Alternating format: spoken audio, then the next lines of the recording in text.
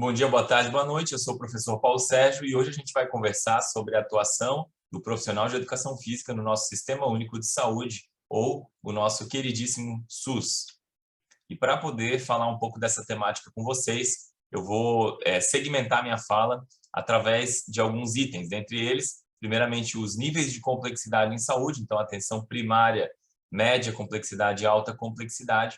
Depois eu vou falar um pouco da residência multiprofissional em saúde, e, por fim, vou concluir trazendo alguns sistemas de informação que estão relacionados à atuação da educação física nesse contexto.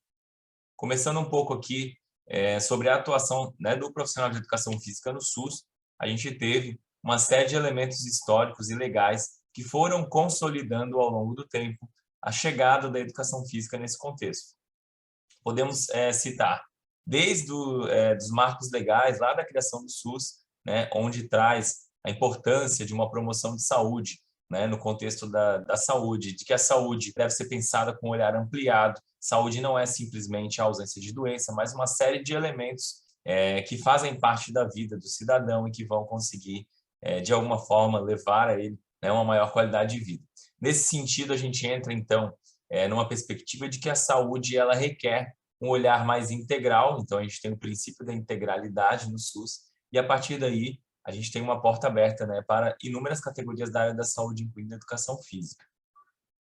Ainda nesse contexto histórico, né, a gente tem um marco legal bastante importante, que é a Resolução 218 de 1997, que é uma resolução do Conselho Nacional de Saúde, que traz todas as categorias de nível superior da área da saúde, né, colocando que lá a educação física, então, como uma delas. Depois a gente tem, então, a regulamentação da categoria, né, da categoria educação física, que ocorre em 1998. Temos uma resolução do sistema CONFEF-CREFES, né, então o Conselho Federal de Educação Física coloca, por meio da resolução 46 de 2002, inúmeras atribuições da categoria, incluindo na área da saúde.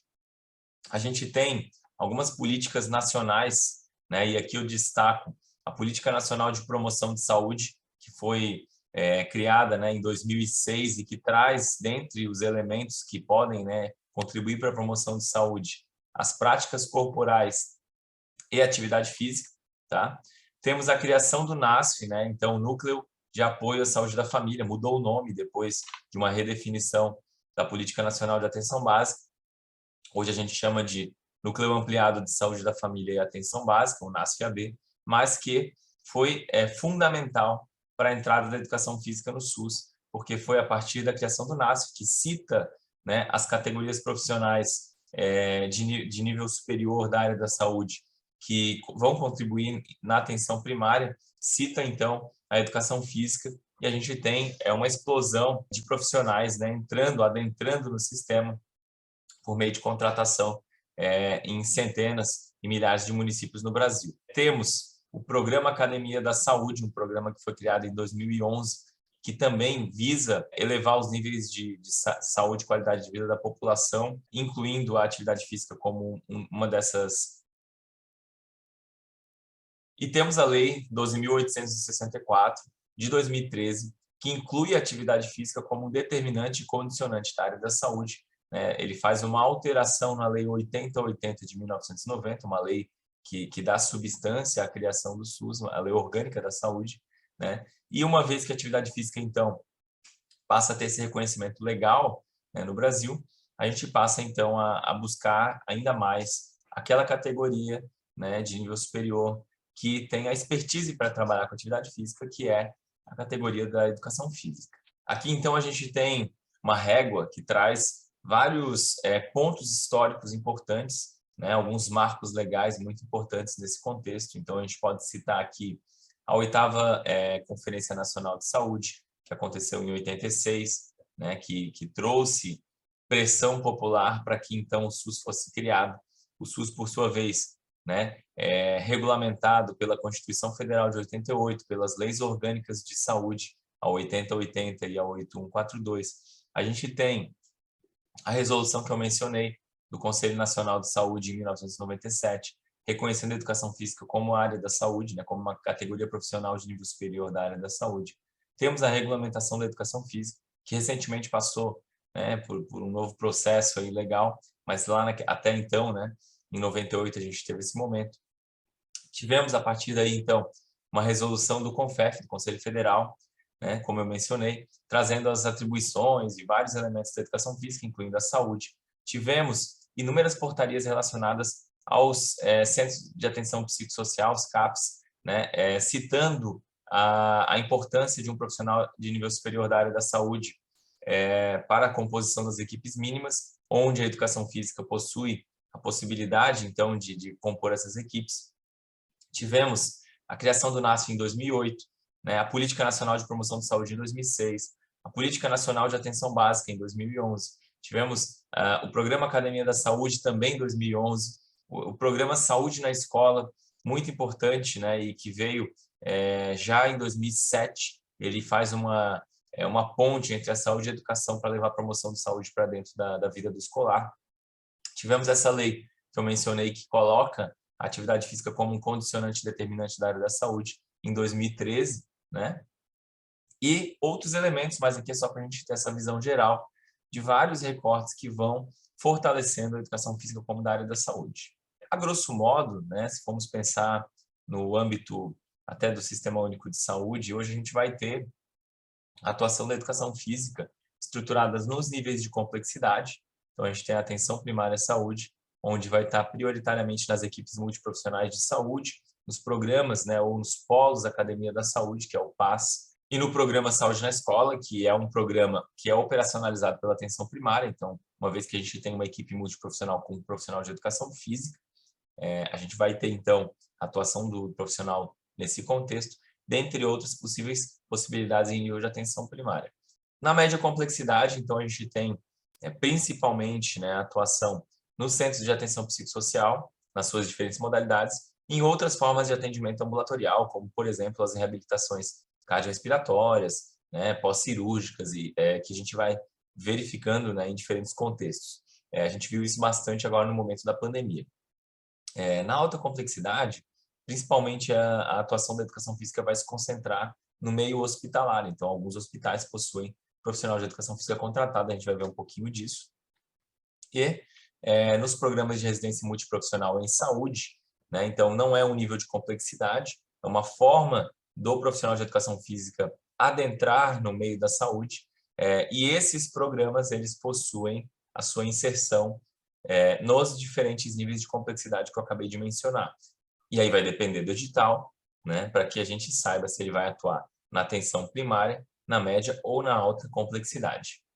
Então, para a gente entender aqui, lembrar um pouquinho da organização do SUS, assim, ó, de uma forma muito simplificada, né, a gente tem esses 3 níveis de complexidade que normalmente eles são visualizados na forma de uma pirâmide, onde na base da pirâmide a gente tem a maior possibilidade de resolver os problemas de saúde, uma maior resolutividade, né? Ou seja, a atenção primária, que estaria nessa base, tem a possibilidade, a capacidade, vamos dizer assim, em termos gerais, dependendo de cada contexto, mas em termos gerais, de resolver cerca de 80% dos problemas de saúde, né? Na média complexidade, a gente vai ter cerca de 15%, e na alta complexidade, cerca de 5% dessas problemáticas de saúde.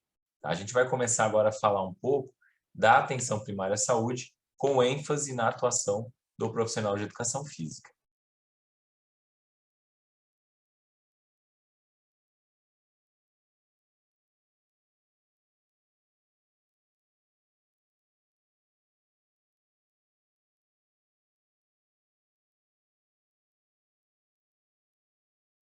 Por equipes multiprofissionais da área da saúde, incluindo o profissional de educação física. Então, já fica a reflexão aqui de que essas ações, né, sobretudo do profissional de educação física, as práticas corporais e atividade física, elas acontecem em todo o território, né, e não necessariamente dentro do posto de saúde, vão acontecer nos arredores, nas praças públicas, nos parques, às vezes por meio de parceria em outras secretarias do município, Secretaria dos Esportes, junto com instituições de ensino superior, parcerias com instituições que têm um curso de graduação da área da saúde. Então, a gente vai perceber que isso acontece, né? Mas nessa foto especificamente a gente está vendo uma prática corporal organizada pela equipe multiprofissional de saúde. Falei um pouco para vocês do NASF, né? O símbolo antigo é esse da esquerda, que vocês estão vendo.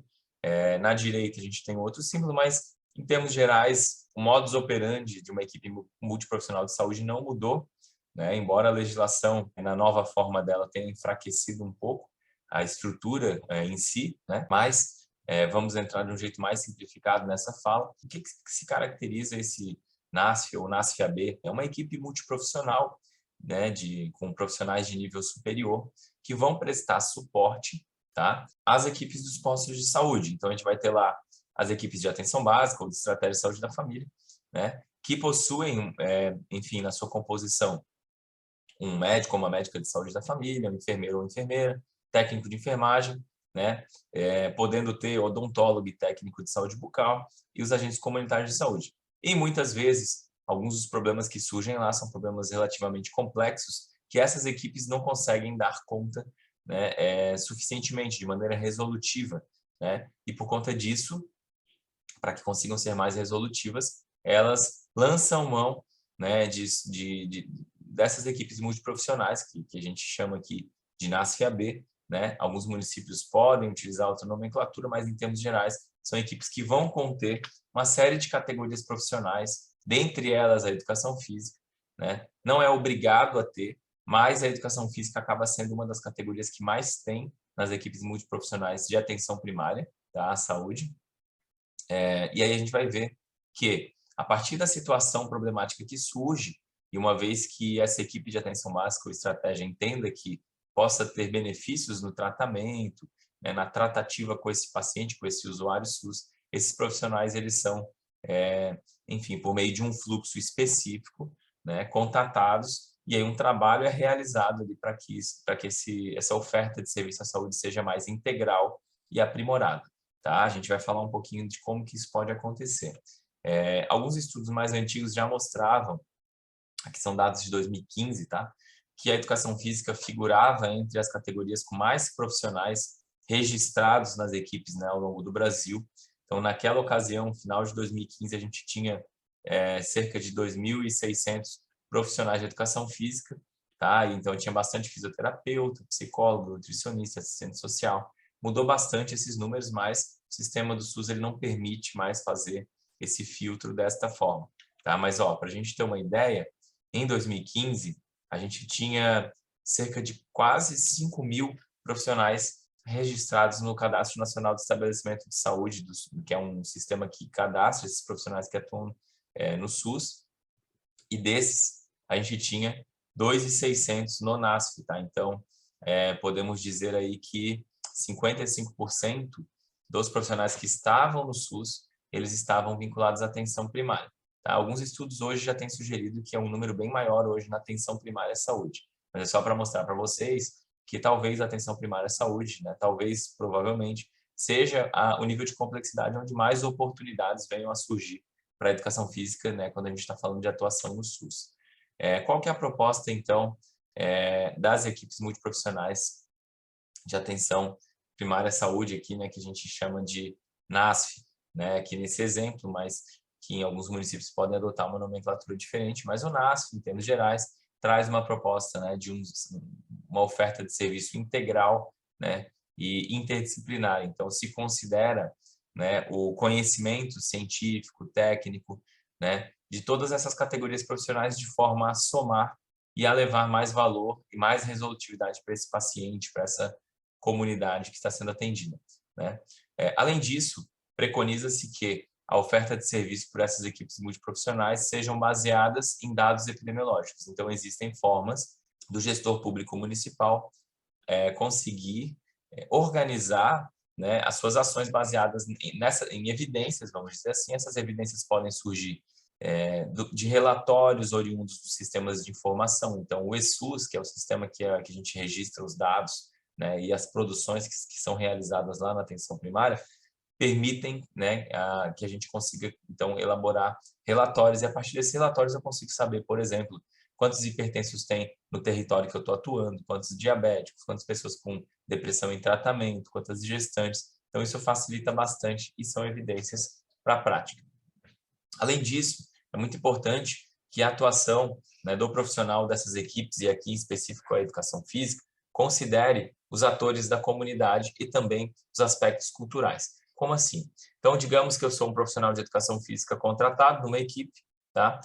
Lembrando que eu estou simplificando, né, esses exemplos, mas vamos considerar que entende-se a necessidade da criação de um grupo de promoção de saúde num posto de saúde. Ao pensar nesse grupo, né, que vai ser elaborado e que tem relação com a atividade física, e digamos que o profissional de educação física seja um dos protagonistas nesse contexto, é muito importante que essa prática que vai ser proposta considere a cultura local. Então, por exemplo, dança é uma forma de atividade física e de se mexer. E ela dá certo para a terceira idade normalmente, por experiência, pelos artigos que você vai ler, o que é muito bom. Acontece que, por exemplo, se eu resolvo propor uma ação, uma prática corporal, né, baseada em alguma dança, é muito improvável que uma dança de uma outra região do Brasil, por exemplo, eu trago o frevo para trabalhar na região sul, não vai ter tanta adesão, assim como uma dança gauchesca não vai ter adesão no norte ou no nordeste, porque ninguém conhece, então as pessoas não vão se sentir interessadas, não vão querer praticar. Da mesma forma, o envolvimento dos atores da comunidade vai me mostrar, por exemplo, qual é o melhor horário, né? Qual é a melhor forma de chegar nessa comunidade, quais são os cuidados que eu tenho que ter. Por quê? Porque muitas vezes a gente percebe que algumas ações são propostas pelo profissional de educação física por uma certa conveniência. Então, ele percebe que o horário que está vazio na agenda dele é o horário que ele vai propor, mas talvez aquele horário todo mundo daquela comunidade está no trabalho ou está, enfim, tem alguma situação local naquele território que impossibilita que tenha uma maior adesão. E aí uma prática que não é conversada, não é articulada com a comunidade, ela tende a ter menor resultado, né, uma maior ineficiência. Então, essa conversa é muito importante para que se tenha êxito, ok? Então, atores da comunidade e a cultura local precisam ser considerados. Entrando um pouco aqui agora numa ferramenta muito importante nesse contexto, a gente tem o matriciamento, né? Então, o matriciamento ou apoio matricial nada mais é do que uma estratégia, vou ler o conceito aqui, uma estratégia de organização onde há a integração das equipes de saúde da família, né, que tem um perfil mais generalista, a gente viu médico, enfermeiro, odontólogo, técnico de enfermagem, técnico de saúde bucal, né, agente comunitário, com as equipes compostas por profissionais com conhecimentos mais, vou chamar assim, de especializados, né, e distintos, que são essas equipes que a gente está falando aqui, que a gente está falando então da equipe NASF-AB, né, que são essas equipes muito profissionais em nível de atenção primária, né? É muito legal, voltando aqui no matriciamento, que nesse momento, né, então, não entendi direito, né, o que é o matriciamento. Então, ao longo da rotina ali do posto de saúde, chegam alguns casos que são bastante complexos, né? Vamos pensar, então, por exemplo, num garotinho que está numa depressão profunda, sofre bullying na escola, está com obesidade grau 3, sofre violência doméstica e talvez algum outro elemento que a gente não consegue, enfim, perceber num primeiro momento. Esse contexto, quando chega para o médico lá de saúde da família, para o enfermeiro, eles percebem que existe uma complexidade, né? Então, não é só passar um remédio, né? Se a situação de contexto não mudar, muito provavelmente esse paciente, esse usuário SUS, não vai ter êxito no tratamento. Um caso como esse, né, que tem uma série de elementos, incluindo violência, né, ele é mais complexo. E aí esse pode ser um caso que é separado pela equipe para que seja discutido a posteriori, então no segundo momento, né, com essa equipe de multiprofissional que tem uma agenda que considera lá aquele posto de saúde. Quando chega o momento, então esse posto de saúde, esses profissionais que atuam lá, das diferentes equipes que tem, que pode ter mais de uma equipe num posto, tá? Eles vão separar os casos mais complexos, como esse que eu acabei de citar, e vai ser discutido para ver o que dá para fazer, né? Utilizando, então, o potencial de mais profissionais que conseguem pensar sobre diferentes óticas, ou seja, aquela visão integral que a gente falou no início. Bom, aqui, pensando, por exemplo, nesse exemplo hipotético que eu trouxe, né, então poderia ser acionado um assistente social para entender qual é a dinâmica familiar, essa questão de violência, conselho tutelar poderia ser sinalizado, poderia ser pensado em algum trabalho na escola em que esse jovem estuda, porque está tendo bullying lá, poderia ser pensado deveria ser pensado, então, em algum aspecto terapêutico relacionado à saúde mental, né, já que estaria detectado, então, um grau de depressão, né, como eu falei ali, então, por exemplo, um psiquiatra, um psicólogo, né? Nutricionista e profissional de educação física atuariam pelas possibilidades que a sua categoria oferece. Então, levar a atividade física como uma forma de elevar os níveis de qualidade de vida, de baixar o peso, né? Então, auxiliar na questão da balança energética, né? Dentre outros fatores. Então, uma série de profissionais seria, de alguma forma, utilizado nesse contexto para que fosse tratado aí, né? E a gente fala aqui do projeto terapêutico singular, tá?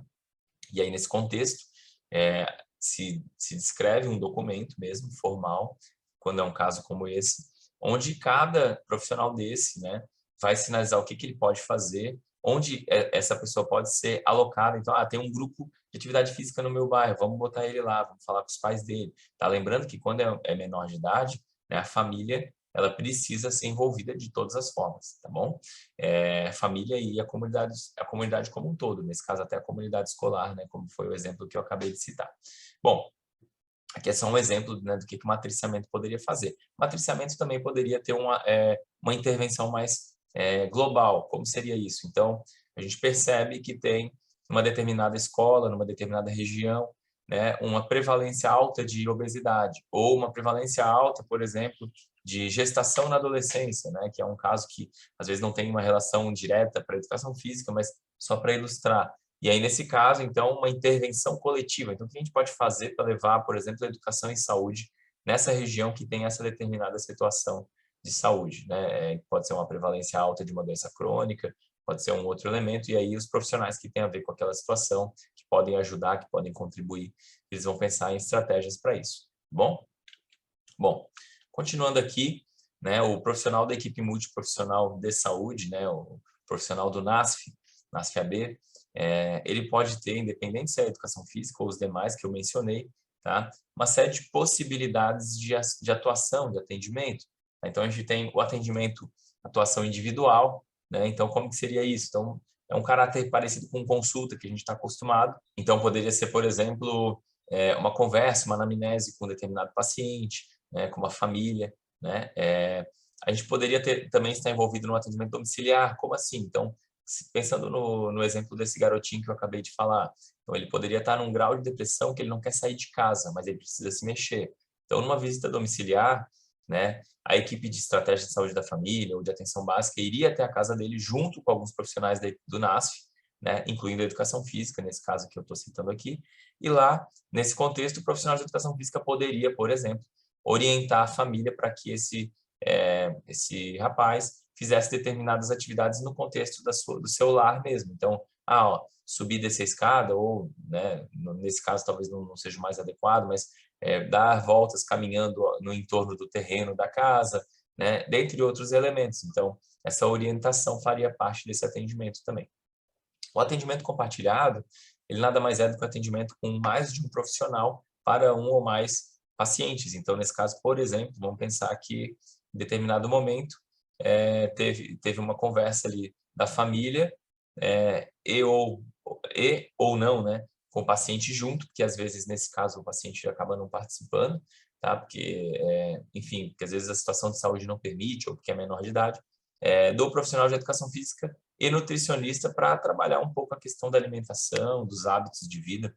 Então, nesse contexto, poderia ser uma consulta onde estaria, por exemplo, o profissional de educação física e nutricionista falando com a família e ou com o paciente, né, nesse sentido, tá? Então, só trazendo alguns exemplos.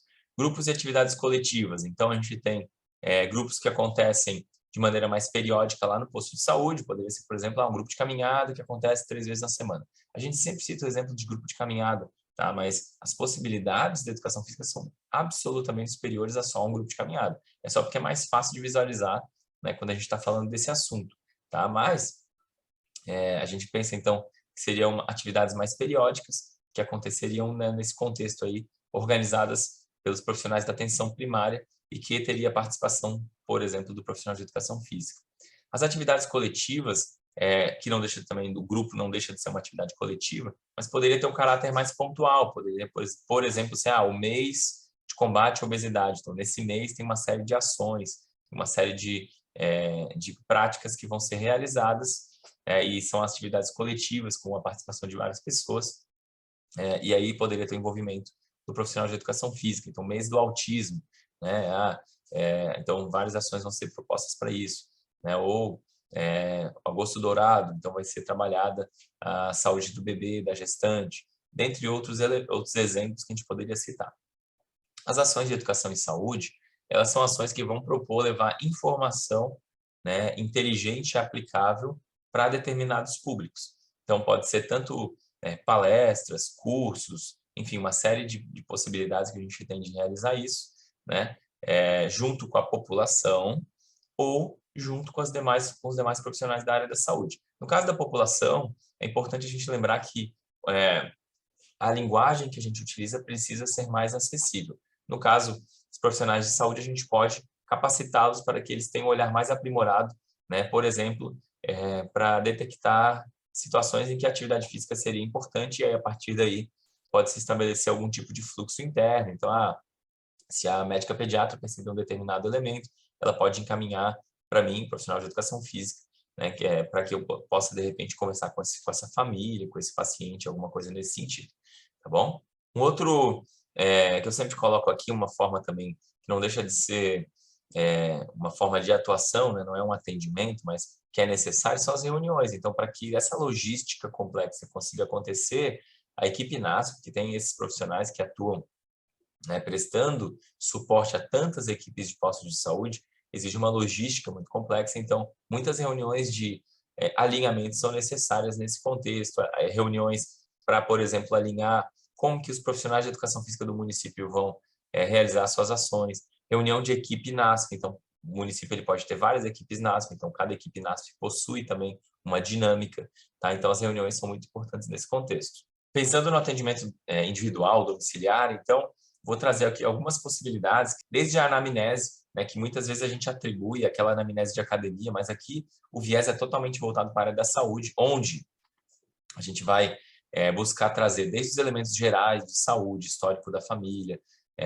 enfim, histórico de prática de atividade física, histórico de lesões, né? Esses aspectos que eu considero mais gerais, né? Até mesmo abrir o prontuário desse paciente, que medicamentos que ele utiliza, que tipo de tratamento ele está realizando, até as condições, né, que esse paciente tem de ser inserido em algum tipo de programa público, né, de promoção de saúde, ou o que precisa fazer para a vida dele, porque você vai dar orientações para essa pessoa também realizar ações no seu dia a dia.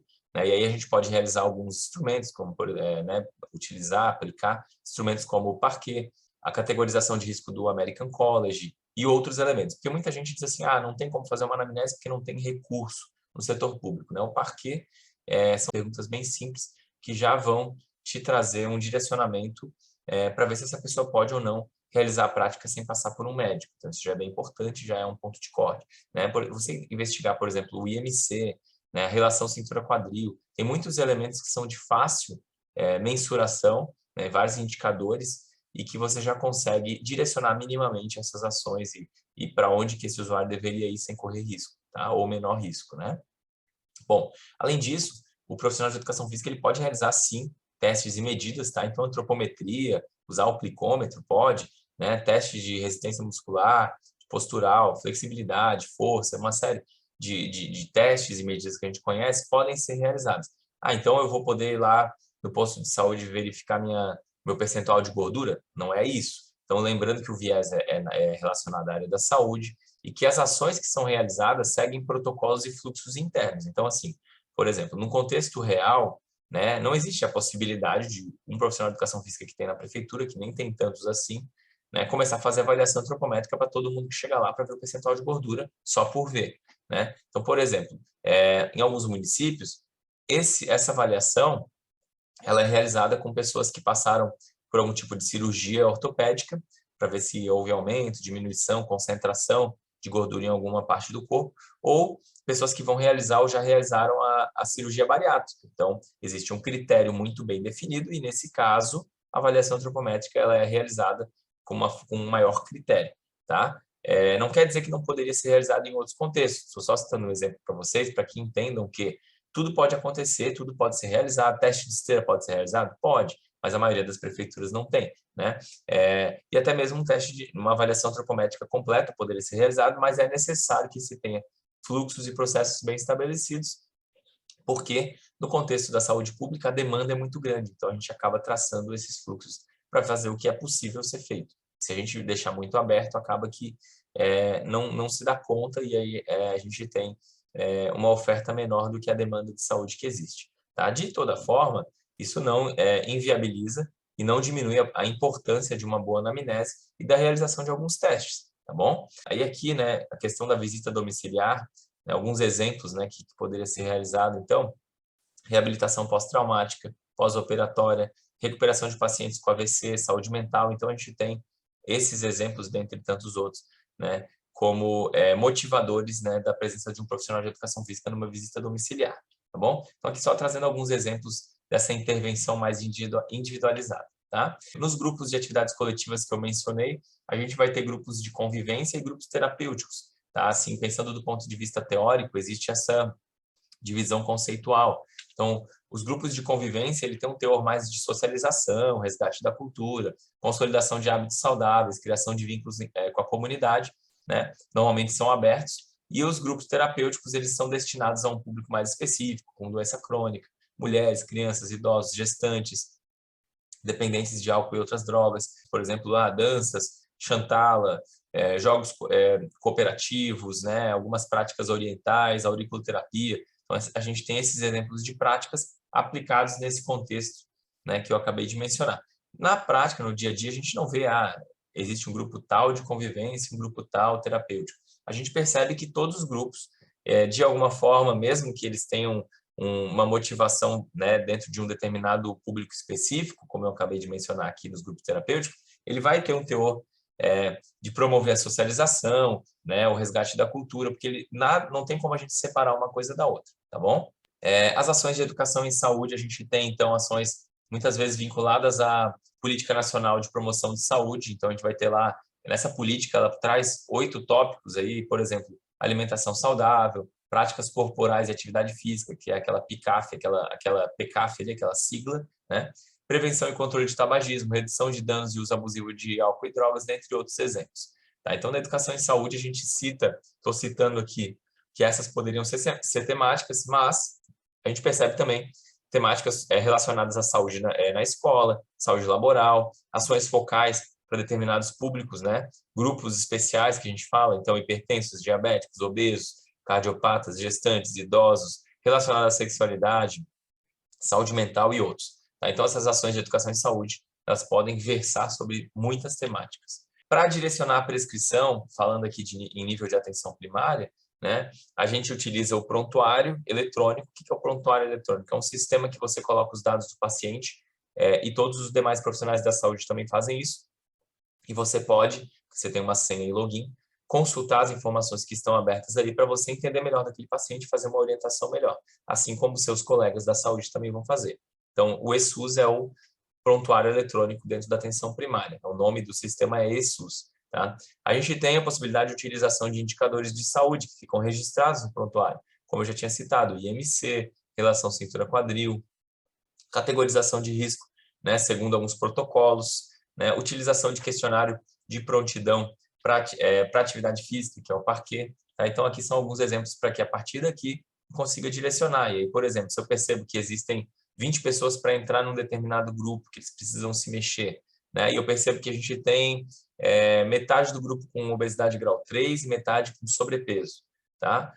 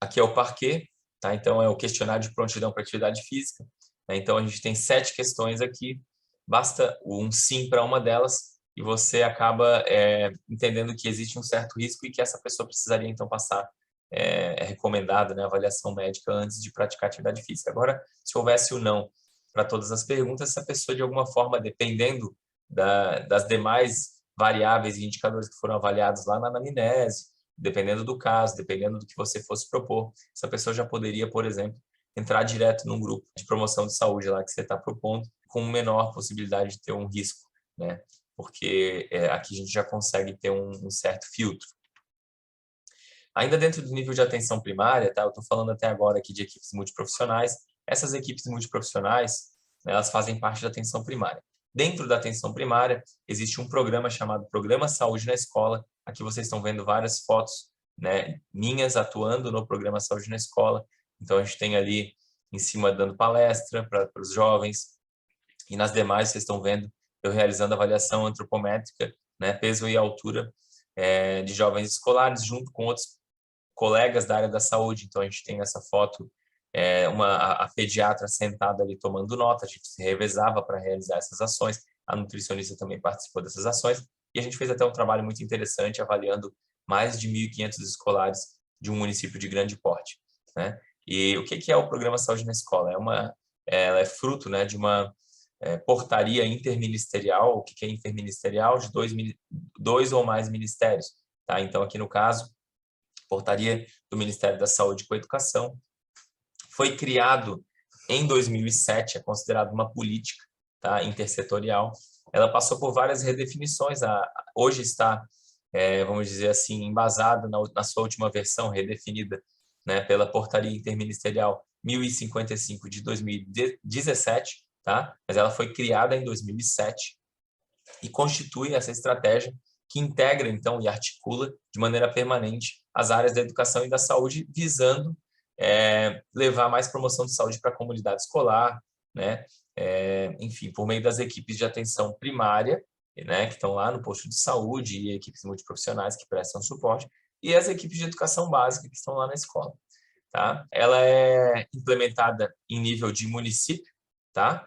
Então, a gente percebe os estados fazem muitas ações também, mas quem, de fato, operacionaliza geralmente são os municípios. Ela está vinculada à atenção básica e à educação básica, tá? E ela possui um prazo, né, que tem uma duração de 2 anos e que esse prazo ele vai sendo repactuado na medida em que os editais do Ministério da Saúde vão abrindo.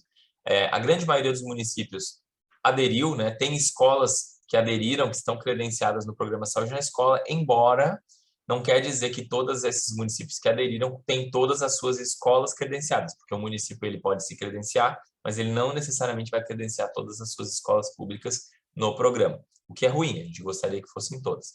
E a partir desse credenciamento, essas escolas vão começar a executar algumas ações que estão vinculadas a esse programa. Essas ações é que vão trazer o que a gente quer, que é a promoção de saúde para dentro da escola. Então, a gente tem 12 ações. Essas são as ações, não vou ler todas, mas eu vou destacar aqui para vocês 2 delas, né? Então, a gente tem uma ação que é a promoção das práticas corporais, da atividade física e do lazer nas escolas, e a promoção da alimentação saudável e prevenção da obesidade infantil. Reparem que essas são os 2 tópicos, elementos, né, ou itens, ou ações, né, que são as mais diretamente relacionadas à educação física, o que não quer dizer que o profissional de educação física não possa e não deva realizar as demais, tá? Então, eu, como profissional de educação física, naquela foto inicial que vocês viram, estava realizando uma palestra para os jovens de 8º e 9º ano, realizando uma palestra sobre cidadania, tá? Que é o item 4, promoção de cultura e paz, cidadania e direitos humanos. Ah, mas eu sou profissional de educação física. Não tem nenhum problema, eu sou profissional da saúde antes de tudo. E o profissional de saúde, ele está apto a trabalhar com essas temáticas. Então, naquela época em que o Brasil passava por uma epidemia, né, de dengue, febre amarela, né, que a gente constantemente tem, de alguma forma, né, uma endemia, mas às vezes acaba se enquadrando como epidemia, mas há uns anos atrás foi bem feio, né, microcefalia, vocês devem ter lembrado, a gente teve a intensificação das ações de combate ao mosquito Aedes aegypti. E aí o que eles fizeram? Eles colocaram essas ações dentro do Programa Saúde na Escola, e as escolas que estavam credenciadas ao Programa Saúde na Escola precisavam trabalhar essa temática. Esse era uma das ações obrigatórias. Então, tem algumas ações dessas que vão ser obrigatórias e algumas que vão ser selecionadas pelo próprio município de acordo com as necessidades, tá bom? Quem executa as ações, né, do Programa Saúde na Escola, ou PSE, são as equipes de saúde, tá? E aqui nas equipes a gente vai ter tanto os lá do posto de saúde, como as equipes multiprofissionais que prestam suporte a esses profissionais que ficam lá no posto de saúde. Quais são os exemplos de ação que a gente tem nesse contexto? Palestras, avaliação antropométrica, como eu mostrei na foto, eventos pontuais, rodas de conversa, práticas corporais, capacitação de professores da educação física da rede municipal de educação. Então, para realizar aquela atividade de avaliação antropométrica dos escolares daquele município, eu capacitei mais de 70 profissionais de educação física do município, né? E aí fica bem mais fácil, porque eles também tiveram, enfim, antropometria na sua formação. Então, a gente acaba potencializando e multiplicando as possibilidades, né, e o alcance das ações. Dentre outras ações que eu não coloquei aqui, mas que poderiam ser realizadas. Agora, eu vou trazer para vocês aqui o programa Academia da Saúde, tá? Então, esse é um programa também do Ministério da Saúde, tá? Ele foi criado em 2011, foi redefinido em 2013 e ele tem por objetivo contribuir para a promoção de saúde, que tem tudo a ver com atividade física, né, com educação física, e produção do cuidado e dos modos de vida saudável da população a partir da implantação de polos, então, levar uma infraestrutura para dentro do território para que exista um espaço, um local para essa comunidade realizar, né, suas atividades, que não é necessariamente só atividade física. Tá? Então, esse polo ele vai levar várias ações voltadas para a promoção de saúde.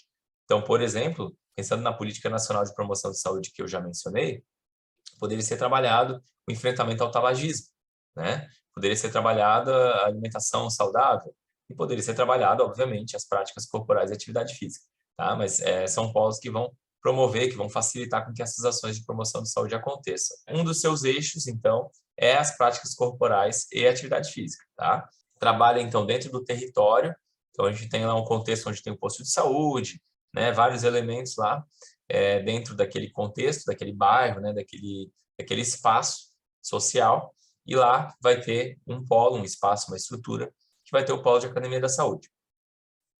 Normalmente, as ações do Polo Academia da Saúde, elas são operacionalizadas, organizadas pelos profissionais do NASF-AB. E, geralmente, o profissional de educação física ele tem um papel bem importante nesses polos. Cada polo precisa ter um profissional de nível superior responsável por essa estrutura, um profissional que tenha 40 horas por semana na sua carga horária, ou 2 profissionais com 20 horas na semana. Não precisa ser o profissional de educação física aqui, não é obrigado, a lei não diz que tem que ser da educação física, mas normalmente é. Então, se eu botar numa prova assim, os polos da Academia da Saúde precisam ter um profissional de educação física como responsável, sendo um profissional de educação física de 40 horas ou 2 de 20. Se eu botar aqui, essa é a única forma, está errado, porque não é só o da educação física, poderia ser qualquer outro profissional de saúde de nível superior. Aqui a gente tem o exemplo de outros programas que acontecem em nível de atenção primária, tá? Eles têm nomes próprios, então, por exemplo, a Academia da Saúde é um programa em nível federal, mas ele surgiu em 2011, como eu mostrei para vocês, mas desde 2012, o município de Recife tinha criado um programa que é referência, que é o Programa Academia da Cidade. Inclusive, esse programa ele foi referência para a criação do programa federal, uma boa prática, tá? E ele existe até hoje com o mesmo nome. E ele está lá, então essa aqui é uma foto para mostrar para vocês. E aí depois, ele se cadastra como um programa que faz parte, que está alinhado com o Programa Academia da Saúde do Governo Federal, para poder fazer jus ao recebimento de vamos dizer assim, de um recurso para poder construir, né, essa estrutura, tá bom? E do lado, uma foto que está com uma qualidade um pouco inferior, mas é um exemplo de uma ação de um profissional de educação física no município do Rio de Janeiro. Lá também tem um programa muito legal, muito importante, bem também referência, tá? Que é o programa Academia Carioca, tá? É um programa de 2009, portanto também surgiu antes de 2011, mas que está enquadrado totalmente aí na lógica, né, do programa Academia da Saúde que eu acabei de citar para vocês. Pensando agora, saindo um pouco desses programas, tá? Voltando aqui para a educação física na atenção primária, esse profissional de educação física ele pode atuar dentro das unidades básicas de saúde, então o UBS é isso, né? Dentro dos arredores dessa unidade básica de saúde, desse posto de saúde, ele pode utilizar os espaços daquelas academias ao ar livre, sabe aquelas academias coloridinhas que tem espalhadas pelo município, que não são academias não são polos de academia da saúde necessariamente, são umas que têm alguns equipamentos que a gente faz alguns... Às vezes, as pessoas fazem até sem saber o que estão fazendo, né? O que não é desejável. Então, esse espaço também pode ser utilizado. Pistas de caminhada que o município tenha, ciclovias, praças, parques, o polo de academia da saúde que eu acabei de explicar para vocês, né? Centros comunitários, igrejas, espaços de escolas, universidades, tudo isso são locais onde o profissional de educação física pode realizar a sua intervenção, pode, né, realizar, então, o seu trabalho levando atividade física, promoção de saúde para a população, sempre alinhado dentro de processos que vão estar muito específicos dentro de cada contexto. Então, cada município sabe o que tem de espaço e o que pode ser feito, tá? Mas não existe um impeditivo para que esse profissional atue fora dos espaços, né, das portas aí do posto de saúde. Inclusive, é desejável, até pelas características da educação física, que muitas das vezes vai trazer práticas que exigem a movimentação do corpo, que é o que a gente faz, né? E o espaço de um posto de saúde, pela sua demanda, enfim, pelas características, né, que a gente conhece, normalmente não conseguem comportar. Tá? Então, a gente tem aí as escolas, que eu acabei de falar através do programa, por exemplo, Saúde na Escola, que é um exemplo, mas também pode ser usados, por exemplo, a quadra de uma escola, uma parceria lá dentro do município. Então, eu posso conseguir uma parceria com a Fundação de Esportes ou com a Secretaria de Educação para usar a quadra no momento em que não tem aula para fazer uma prática com a população. Esse tipo de coisa é bem comum de acontecer. E o Polo Academia da Saúde, que é aquele outro programa que eu citei. Isso aqui é uma foto só para exemplificar como é que seria, então, essa rede. Obviamente que tem mais atores nesse processo, mas a gente vê aqui a Unidade Básica de Saúde no centro, Programa Academia da Saúde, o NASF, as UPAs, hospitais, CAPs, ambulatórios, uma série de elementos mostrando o quão complexo é a atuação da educação física e de outras categorias da área da saúde nesse contexto, né, que é o SUS. Bom, agora vamos falar um pouquinho da média complexidade, tá? E para falar da média complexidade, eu vou começar falando dos CAPs, que é o Centro de Atenção Psicossocial. Existe só os CAPs para o profissional de educação física atuar na média complexidade? Não. O profissional de educação física ele pode atuar numa reabilitação cardíaca, uma reabilitação pós-cirúrgica, pós-bariátrica, etc. Tá? Ortopédica, a gente vai ver isso. Né? É óbvio, né? Não estou querendo substituir a função da fisioterapia, mas existe um momento do tratamento onde o paciente ele passa a ter uma certa autonomia, e a partir dessa autonomia, pensando em reabilitação, voltando a esse assunto, que o profissional de educação física ele consegue realizar algumas ações ali, até que aquela pessoa, então, consiga seguir a sua vida, né? Enfim, de maneira autônoma, né? A gente sabe que existe um certo conflito, até intercategorias, muitas vezes, tá? Mas a educação física tem um papel bastante importante no tratamento de doenças e tem um papel importante, inclusive, na reabilitação de algumas delas, tá? Mas aqui, voltando para os CAPs, é a área, né? É o campo de atuação na média complexidade onde a gente tem mais registro de profissionais já atuando, tá bom? O que são os CAPs, então? Então, são serviços de saúde de caráter aberto, comunitário, né, com equipe multiprofissional. Aí vai ter sempre essa ótica interdisciplinar, integral, que a gente já estava vendo, né, na atenção primária, porque está dentro do SUS, e o SUS busca essa visão integral. E aí o foco aqui são pessoas com sofrimento ou transtorno mental, tá? Então, tem essa especificidade, e dentro disso, a gente vai ter aí, né, transtornos mentais mais gerais, né, enfim, com várias causas, e também pessoas que, de alguma forma, têm dependência, né, ou fazem uso recorrente, né, de crack, álcool e outras drogas, né, de alguma forma levando, enfim, aspectos que comprometem a sua saúde. Essas pessoas, elas podem estar, às vezes, já controladas vamos dizer, nesse hábito, pararam de usar ou estão usando menos, está controlado, ou podem chegar lá também muitas vezes em crise. As situações relacionadas à saúde mental são bastante variadas, tá? Então, por isso, a gente tem modalidades diferentes de CAPs e a educação física ela pode estar presente em todas elas. Esse aqui é um exemplo, né? Esse aqui é um CAPs que existe aqui em Florianópolis. Então, na foto de cima, a gente tem o CAPs, que é o CAPs 2, e na de baixo, a gente tem o CAPs AD, que é o CAPs voltado especificamente para essas pessoas que fazem uso de álcool e outras drogas. A grosso modo, pensando nos tipos de CAPs, a gente vai ter 3 tipos. A gente vai ter um CAPS que ele é voltado, então, para essas pessoas que fazem uso prejudicial de álcool e outras drogas, que são os CAPS AD, que eu acabei de mencionar.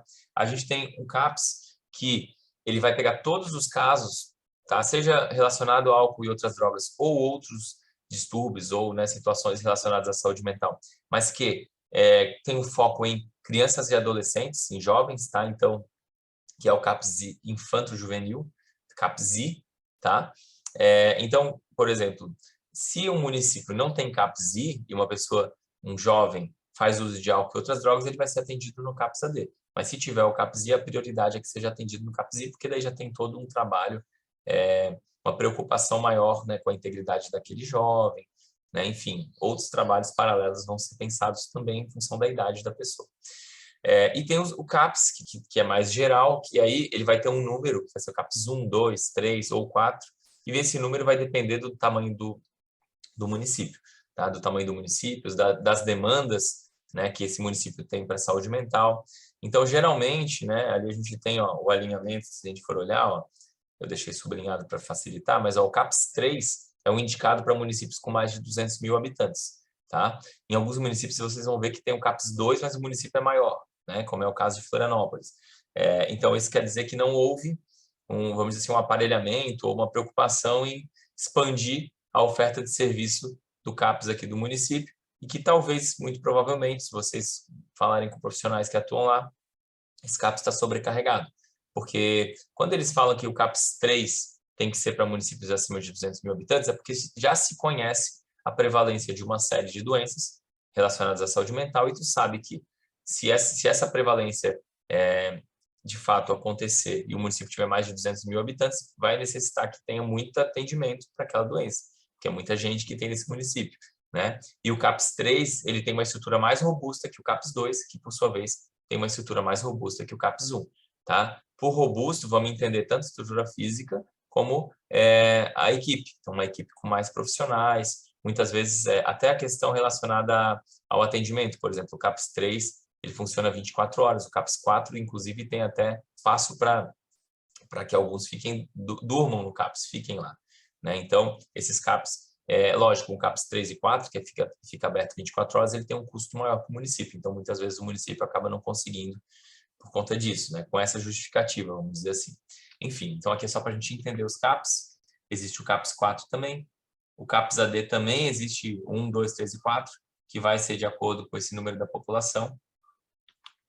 Quem que atua dentro de um CAPS? Tá? Então, temos enfermeiro, técnico de enfermagem, psicólogo, psiquiatra, e lá tem o profissional de educação física. Tá? Então, a gente tem aqui, né, uma gama bastante grande de profissionais. Como, por exemplo, o médico pediatra, que ele está ali, ele vai estar dentro do CAPS-I, que é o CAPS infantil, infanto-juvenil. Né? Então, alguns profissionais desses vão estar relacionados também à característica do serviço. Especificamente a educação física e os CAPS, geralmente as portarias que estão dizendo quem que vai compor o CAPS, né? Geralmente essas portarias elas colocam que tem que ser compostas as equipes dos CAPS por profissionais de nível superior da área da saúde, mas não especificam que tem que ser da educação física. Então, o gestor público ele vai entender a partir das demandas de saúde que tem e sabendo que os profissionais da área da saúde são aqueles que estão naquela resolução que eu mostrei para vocês lá no começo, que é a resolução 218 de 1997 ou a 287 de 1998. Essa resolução é uma resolução atualizada que inclui a biomedicina. Então, são 14 áreas profissionais da área da saúde. E aí o gestor público ele vai ver o que é necessário para compor essa equipe. Tá? Muitos CAPs possuem profissional de educação física. Algumas portarias, como é o caso do CAPS AD3, ele coloca que a equipe mínima precisa ter 5 profissionais e ele coloca que esses 5 têm que estar dentro das 6 categorias. E dessas 6 que ele oferece, então assim, ele não está considerando as 14 áreas da área da saúde, ele está considerando 6, citando a educação física como uma delas. Então a probabilidade de ter um profissional de educação física no CAPS 3 é maior, porque a escolha dessas 5 vagas vai estar dentro de um rol de 6 categorias profissionais que a portaria está prevendo. E no caso do CAPS AD4, o profissional de educação física está previsto. Então, se você, por exemplo, a gente não tem CAPS AD4 aqui, mas em São Paulo tem. Então, é esperado que nesse CAPS AD4 tenha o profissional de educação física como um profissional da equipe mínima, porque a portaria diz que tem que ter, tá bom? Só para a gente ter um pouco mais claro esses elementos da formação das equipes. Bom, com relação à modalidade de atendimento nos CAPs, se assemelha um pouco ao NASF-AB que a gente viu, então a gente tem atendimento individual. Lembrando que nos CAPs, o envolvimento da família e da comunidade é muito importante, da comunidade próxima, né, das pessoas próximas, do círculo de amizades daquela pessoa, daquele paciente, porque o atendimento, a recuperação, o tratamento, ele é mais eficiente quando tem a participação da família. Tá? Então, muitas vezes vai ter um atendimento individual que não é com o paciente, é com a família. Tá? Isso é bem comum dentro do CAPS.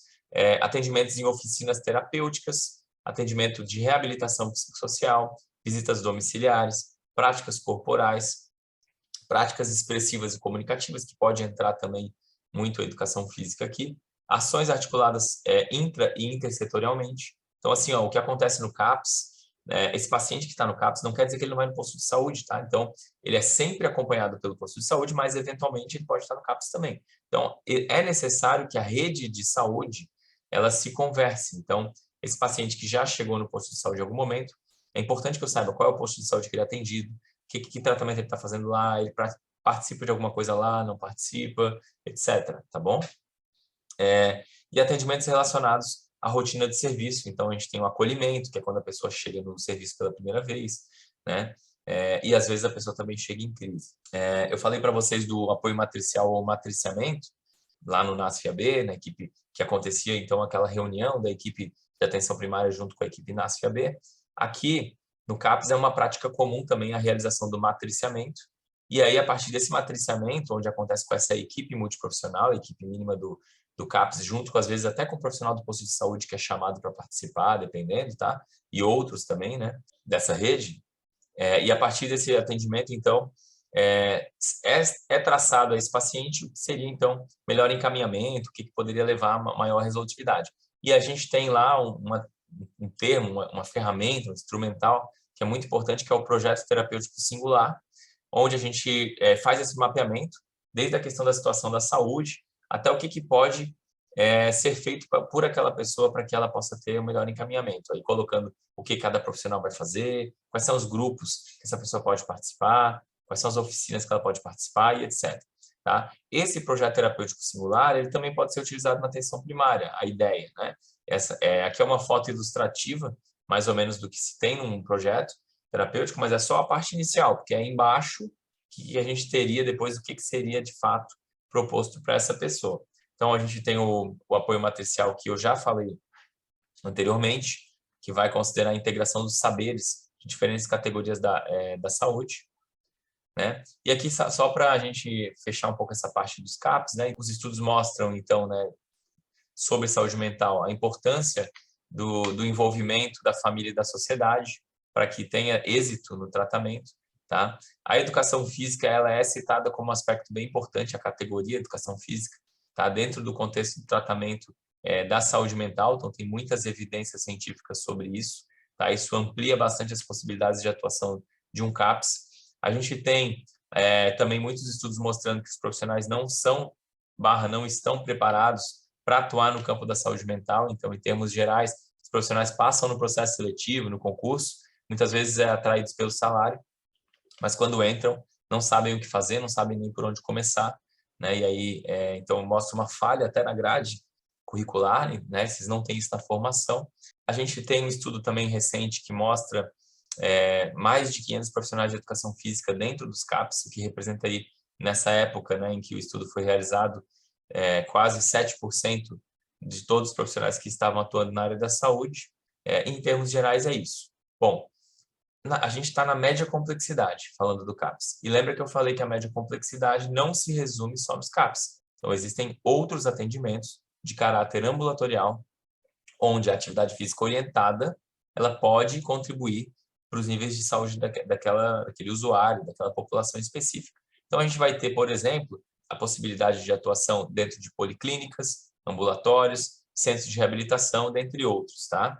E aí a intervenção ela pode estar relacionada com obesidade, com hipertensão, com diabetes, com doenças reumatológicas, doenças respiratórias, cardiopatias, insuficiência renal, cânceres, dentre outras possibilidades. Grupos especiais, gestante, etc. Aqui a fins de curiosidade, eu trago para vocês de um exemplo de um documento muito importante, que é a Diretriz Brasileira de Reabilitação Cardiovascular, né, que é uma organização basicamente orientada por médicos, e lá ela coloca que a educação física, tá, ela cita o profissional de educação física, e que ele tem a competência para atuar diretamente na prescrição e na supervisão dos exercícios físicos, dentro das metas e dos limites definidos na orientação médica, etc., etc., mostrando que outras categorias reconhecem a educação física como uma categoria da área da saúde. E a gente vai ter a possibilidade de atuar na reabilitação tanto em nível público quanto em nível privado. Então, existem alguns centros de reabilitação que têm a origem particular, vamos dizer assim, né? Até em decorrência agora da pandemia, e que vai ter profissional de educação física contratado. Aqui um exemplo de policlínica. E aí a gente vai falar agora da alta complexidade, então que seria o topo da pirâmide no nível de complexidade. Então aqui daria conta, em tese, aí, de 5%, né, das situações de saúde, uma resolutividade de aproximadamente 5%, e vamos entender um pouquinho onde é que a educação física entra nesse contexto. Então a alta complexidade, o que seria? Pode ser entendida como um conjunto de procedimentos que no contexto do SUS envolve a alta tecnologia e o alto custo. É lá que a gente vai ter os equipamentos mais caros, né, os procedimentos mais caros, objetivando propiciar à população acesso a serviços qualificados, integrando-os aos demais níveis de atenção à saúde. Então, é importante o quê? Primeiro, que todos os níveis de complexidade que a gente viu até agora, de alguma forma, se conversem.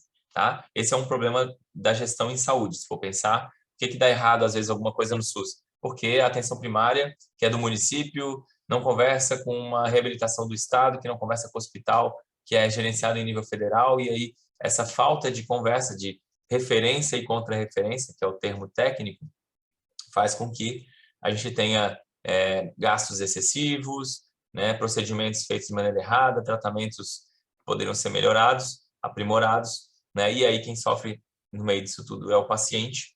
Então, no ambiente hospitalar, a gente tem esse contexto, tá, onde geralmente está relacionado à reabilitação cardíaca, pulmonar, metabólica, neurológica. Aqui eu estou falando em relação ao profissional de educação física, tá? A gente não vai estar dentro de uma cirurgia, né? A gente vai estar no pós-operatório, no pós-cirúrgico, né? No momento de tratamento para tentar elevar um pouco a qualidade de vida daquele paciente, que pode estar numa reabilitação cardíaca, pulmonar, metabólica, neurológica. A gente tem hospitais, né, que trabalham nessa linha de reabilitação bem conceituados no Brasil. Então, tem o HCOR, o Albert Einstein, o Sírio-Libanês, dentre outros, né? E alguns deles, inclusive, têm a presença do profissional de educação física. E aqui eu vou citar o Instituto de Cardiologia de Santa Catarina, que fica no anexo do Hospital Regional em São José, e lá, inclusive, a reabilitação ela é coordenada por um profissional de educação física, que é um egresso da UDESC, né? Ele fez doutorado e o pós-doutorado dele na UDESC. E nós temos também a rede EBSER, que administra os hospitais universitários no Brasil e que possui mais de 40 profissionais de educação física contratados e atuantes dentro das suas unidades. Tá?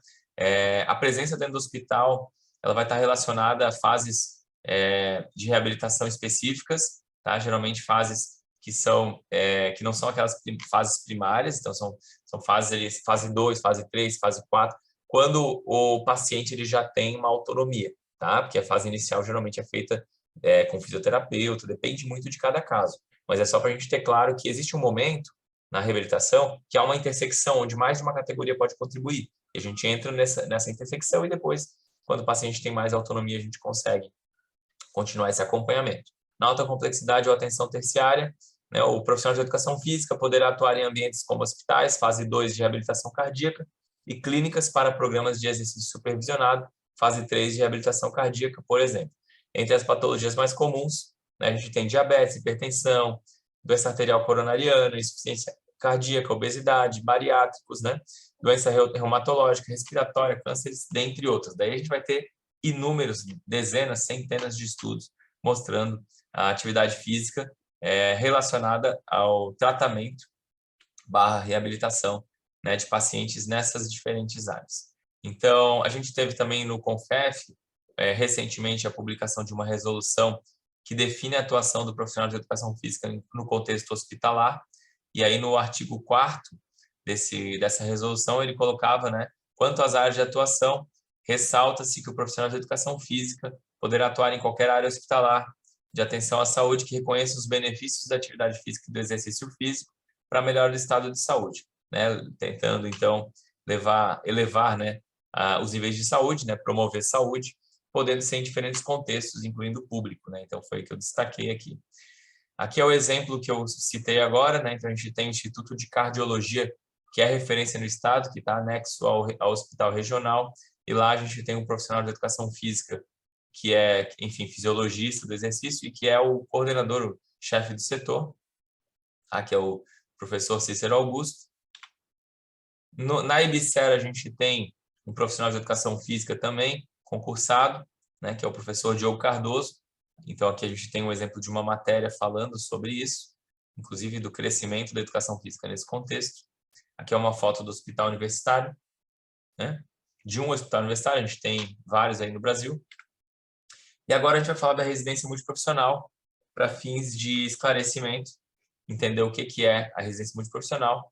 Lembrando que é uma das formas do profissional de educação física adentrar no contexto da atuação da saúde. Trata-se de uma formação em saúde em nível de pós-graduação. Ela tem uma característica híbrida bem marcante, porque ao contrário de uma pós-graduação que você faz no final de semana, né, a residência multiprofissional ela é uma imersão praticamente, onde o profissional vai atuar, ele vai ter aí cerca de 60 horas semana de aula, de curso, de formação, vamos chamar assim, e essas 60 horas ela é dividida em 40 horas de prática aproximadamente e 20 horas de aula teórica. Essa prática é nada mais, nada menos do que a alocação desse estudante, esse residente, dentro de um contexto real da saúde, que pode ser em nível de atenção primária, de média ou de alta complexidade. O que vai definir isso vai ser o edital desse processo seletivo que ele fez, ele ou ela. Tá? A residência da área profissional da saúde, né, em área profissional da saúde, ela foi criada em 2005 e em 2007, né, o profissional de educação física já era citado como uma categoria possível nesse contexto. Então, é uma coisa antiga já, vamos dizer assim. Antes do NASF, já existia a possibilidade da residência multiprofissional. Embora, obviamente, que a gente tenha muito mais vaga nas residências nos dias de hoje do que tínhamos há 10 anos atrás. As residências multiprofissionais elas vão estar amparadas por áreas temáticas. Então, a gente pode ter uma residência multiprofissional em saúde com foco na saúde mental, que é aquele CT4, a Câmara Técnica 4. A gente pode ter com ênfase na atenção básica, saúde da família e comunidade, saúde coletiva, que é a Câmara Técnica 3. Quais são os mais incomuns para a educação física? A Câmara Técnica 2, que é urgência, emergência e intensivismo, e saúde animal e ambiental, tá? Até pelas características da nossa atuação. O que é mais comum? Atenção básica, saúde da família e comunidade e saúde coletiva, e saúde mental, tá? Lembrando que saúde mental pode ser também na atenção primária. A saúde mental ela também é trabalhada na atenção primária. Agora, com a pandemia, a gente percebe também que tem tido um aumento com relação à questão terapêutica, tá? Em função de reabilitação, né? Então, não tem ainda muita residência nessa área, mas pode ser ampliada essa área para a educação física. E saúde funcional também, porque a gente tem o home office agora bastante presente na rotina, né, da sociedade. E, em função disso, também muitos distúrbios relacionados à saúde vêm surgindo. Então, lombalgias, né, enfim, LER, DORT, uma série de elementos que a educação física poderia também estar inserida neste contexto. Aqui um estudo, aqui rapidamente, só para a gente entender que um estudo mostrou, quando ele analisou 80 programas de residência multiprofissional em saúde no sul do Brasil, que 26% tinham o profissional de educação física dentro do edital ali, ou seja, né, mais ou menos mais de um quarto considerava a presença do profissional de educação física. Nestes programas, quase 40% estavam relacionados à atenção primária à saúde. Realmente, a maioria dos programas de residência que abrem vaga, tá, especificamente até para a educação física, as vagas são para a alocação na atenção primária. Não é uma regra, mas é o que acontece na sua maioria. Tá? Quanto aos processos de trabalho, então, esse residente, né, esse profissional de educação física já formado e residente, ele vai atuar no nível de complexidade ao qual o seu processo seletivo trouxer, e ele vai atuar, a forma de atuação dele vai respeitar o serviço. Então, por exemplo, se ele atuar em equipes multiprofissionais de saúde na atenção primária, a sua forma de atuação vai ser igual ao que a gente viu, ou parecida, né? O que a gente viu lá no início, quando a gente estava vendo a atenção primária, NASF e AB. Se ele atuar no CAPS, dentro do serviço de saúde mental, vai ter relação com a atuação do CAPS, tá bom? Então, não cabe repetir tudo aqui. O que caberia era a atenção para ver aonde essa pessoa vai ser alocada, e a partir disso a gente volta nos níveis de complexidade e aí entende como é que seria mais ou menos a forma de atuação. Para tudo isso que a gente está falando, a atuação na área da saúde, não só na residência, é cabível apenas para os bacharéis, tá bom? Formação em bacharelado, ou licenciatura plena, que é uma formação antiga, que já não existe mais, né? Eu me enquadro nessa formação, que era uma formação mais robusta, não era só a licenciatura, era uma licenciatura com bacharel e que foi dado o nome de licenciatura plena. O valor da bolsa, então, assim, o residente que vai atuar lá 60 horas por semana, ele vai receber uma bolsa por 2 anos, e essa bolsa tem um valor fixo aí de R$ 4.106,09, que é pago, ele é repassado, né, pelo Ministério da Saúde para o respectivo órgão que está organizando aí o programa de residência, e isso é repassado para o aluno, para esse residente, então uma bolsa que é bastante atrativa também. Bom, agora a gente vai falar um pouco dos sistemas e procedimentos do SUS, e nesse contexto é mais rápido para a gente entender que dentro desse contexto de atuação existem sistemas, existe um aspecto mais burocrático, tá? E eu trago aqui primeiro o DataSUS, que é o sistema maior do SUS, então tudo que existe de sistemas do SUS vai alimentar o DataSUS, tá? O DataSUS ele foi criado em 1991, e aí compilando os dados de todos esses sistemas da atenção primária, da média complexidade, da alta complexidade, sistemas de gestão em saúde, né, de repasse, tudo isso, a gente consegue, então, ter informações para análise objetiva da situação sanitária no Brasil, né, e a gente pode estratificar por estado, por município. Tem o site que vocês podem ver aí e explorar um pouco ele, é interessante. Você pode fazer recortes, por exemplo, buscar saber quantos hipertensos tinham no meu município no ano tal. Você consegue esse tipo de informação no DataSUS, né, fazendo esse tipo de exploração, e ele permite que você tenha, então, evidências para poder atuar, né, para fazer uma atuação na saúde baseada em evidências. Ele te traz informações da situação epidemiológica. O eSUS, eu falei um pouco dele, ele é um prontuário eletrônico em nível de atenção primária, ele organiza as informações da atenção primária ou atenção básica, tá? A gente vai ver um pouco essa atenção básica, atenção primária, essa terminologia, às vezes ela muda de acordo com onde vocês estão lendo, mas em princípio ele é um software público, onde, óbvio, para ter acesso a determinadas informações eu preciso estar cadastrado, credenciado. Inclusive, o fato de eu estar cadastrado em um município não permite que eu veja informações de um paciente de outro município, por questões éticas óbvias, tá? Então, a gente tem isso também para a gente lembrar. Ele traz informações da atenção domiciliar, consultórios de rua, equipes NASF, dentre outras que a gente viu aqui. Academias da saúde, saúde na escola. A gente tem um sistema de informação ambulatorial, que é o CIA-SUS. Então, atendimentos ambulatoriais, policlínicas, geralmente vão estar inserindo as suas produções, informações de atendimento nesse sistema. E a partir do que é inserido, muitos dos repasses do Ministério da Saúde, da Secretaria de Saúde do Estado, estão vinculadas ao que é produzido. Então, para saber o que é produzido, precisa ser inserido no sistema. Então, o município, o Estado, insere no sistema. Aí depois há uma prestação de contas e o repasse é ou não é realizado, ou é realizado com algum tipo de notificação quando ele não é atendido. A gente tem também o registro de ações ambulatoriais de saúde, muito utilizado também na média complexidade, especificamente nos centros de atenção psicossocial. A gente tem os sistemas de informações hospitalares, CH, SUS, tá? Então, os hospitais, de alguma forma, também vão alimentar esse sistema. Em alguns casos, existem outros sistemas nesses serviços, que são sistemas contratados, mas depois eles fazem a transcrição para que a informação entre depois nesse sistema oficial, tá? Então, isso pode acontecer, porque geralmente esses sistemas não são tão amigáveis. E aí, para quem está na ponta, acha meio complicado, meio confuso, tem uma cara de DOS, às vezes, sabe, aquele sistema com um monte de numerozinho, letrinha, tem pouco desenho, é difícil de encontrar as coisas. Então, às vezes, pode acontecer de um município, estado, um serviço ter um sistema próprio que depois ele faz essa transição de informação aí para que chegue no sistema oficial.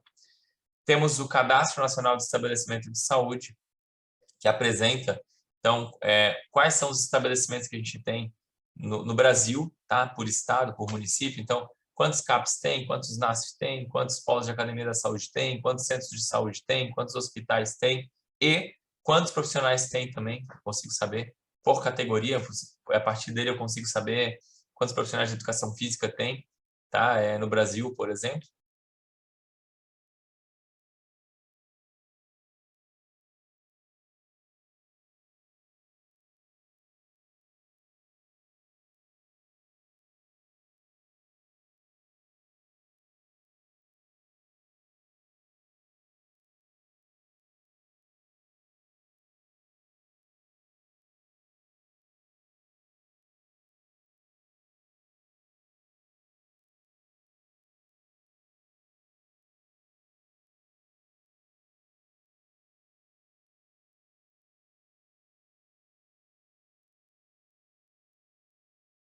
Eles vão fazer a coleta de dados por meio de fichas e depois essas fichas, no caso da educação física, a gente utiliza 2 a 3 fichas, as outras não têm muita relação com a nossa expertise, a nossa atuação, tá? Aí o resto a gente já viu ali, então são as siglas, o que significa cada sigla.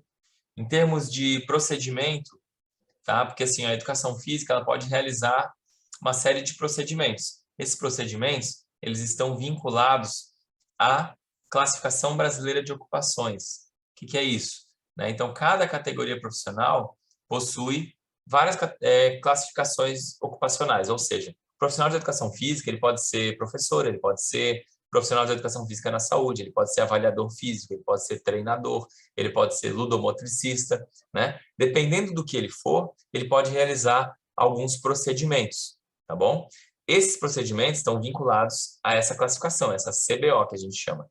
E aqui eu estou trazendo para vocês quais são os procedimentos que o profissional de educação física na saúde, que é uma CBO específica, pode realizar. Então, olha só, esse profissional que atua na saúde, no SUS, ele pode realizar tudo isso que está nessas linhas aqui. Eu não vou ler todas, mas é só para a gente ver. Atividade educativa, orientação em grupo na atenção básica, na atenção especializada, prática corporal, visita domiciliar, avaliação antropométrica, yoga, etc, etc. Então, quer dizer o quê? Que se eu realizo algum desses procedimentos lá onde eu estou trabalhando, no SUS, em tese, essa informação precisa entrar para um sistema e eu preciso colocar que este procedimento que eu realizei, que é esses que eu estou mostrando alguns exemplos para vocês, foram realizados. Então, olha só, tem todos esses aqui, tem mais alguns aqui, aferição de pressão, auriculoterapia, sessão de reiki, tá? Atendimento em oficina terapêutica saúde mental, bastante comum nos CAPs, a gente viu isso ali, né? E aqui, ó, o que é, então, quando você pega um daqueles procedimentos, ele tem um significado. O que é atividade educativa, orientação em grupo na atenção básica? Tá? Então, esse código ele tem uma descrição, que neste exemplo que eu acabei de citar, seria o quê? Esse procedimento, atividade educativa, orientação em grupo na atenção básica, consiste nas atividades educativas em grupo sobre ações de promoção e prevenção de saúde desenvolvidas na unidade ou na comunidade. Então, aqui tem a especificidade do que é, onde que acontece, onde que ele é registrado esse procedimento, tá bom? Então, aqui são informações para que a gente tenha ciência de como que isso é, embora a gente não vá entrar em cada uma delas, é só para vocês saberem que isso existe. Onde que eu consigo essas informações descritivas, ou se eu quiser entender um pouco mais? Neste documento azul que está do lado, que eu vou deixar para vocês a referência, e que eu considero e aconselho que vocês baixem, o download é gratuito, ele é de minha autoria. Ele foi publicado pelo Conselho Federal de Educação Física, em parceria institucional com o Ministério da Saúde. Bom, para a gente concluir, essa aula aqui não é curta, mas é muito importante. O profissional de educação física, aquele que está atuando lá na ponta, a gente está falando aqui de aplicar os conhecimentos de epidemiologia que a gente viu até agora. Tá? Então, por exemplo, a gente viu de prevalência de hipertensão, prevalência de diabetes, que tem a atividade física tem relação, tem associação com isso e etc, né? Como que eu vou fazer? O que eu vou fazer com essa informação lá na ponta?